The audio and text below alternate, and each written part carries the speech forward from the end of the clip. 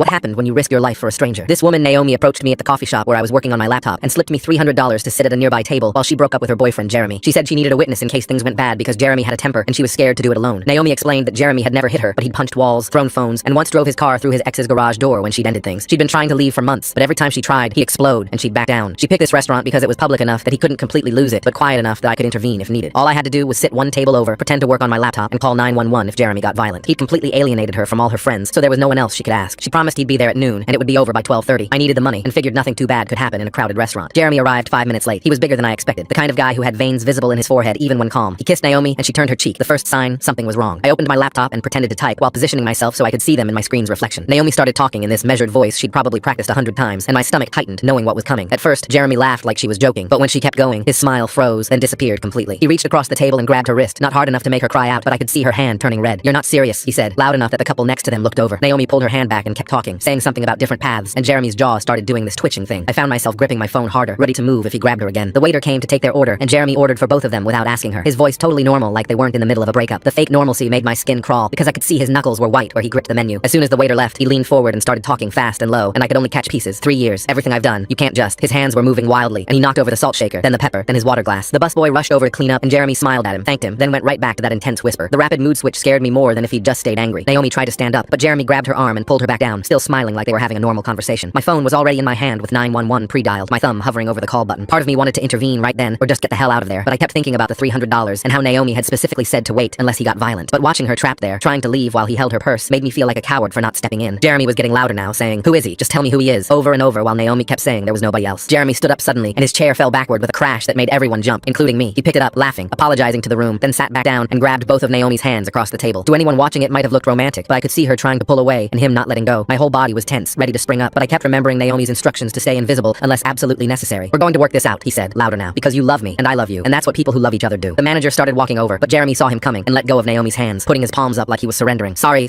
just having a passionate discussion with my girlfriend," he said, and the manager hesitated. That's when Naomi said clearly, "I'm not your girlfriend anymore," and Jeremy's face went completely blank, like she'd hit a switch. He stood up slowly this time, deliberately, and walked around to Naomi's side of the table. She pressed herself against the wall as he leaned down to whisper something in her ear, his hand on the back of her chair, trapping her. I started to stand because this was it. This was the moment I was supposed to protect her, but he must have sensed the movement because his head snapped up and he looked right at me. Not a glance, but a real look, like he was memorizing my face. My blood went cold. "You need something?" he asked me, his voice weirdly calm. I said no, just stretching, and sat back down, but he kept staring. Then he looked at Naomi, back at me, and I saw it click in his eyes. My heart was pounding so hard I was sure he could hear it as he walked over to my table slowly, both hands visible, but somehow that made it worse. He pulled out the chair across from me and sat down like we were old friends about to catch up. "You're with her, aren't you?" he said quietly, leaning forward. "She hired you to watch this, to protect her from me." His hands were flat on the table between us, and I could see them trembling with controlled rage. Behind him, Naomi was frantically shaking her head at me, tears running down her face, mouthing the word, "Run." Full story on the channel below.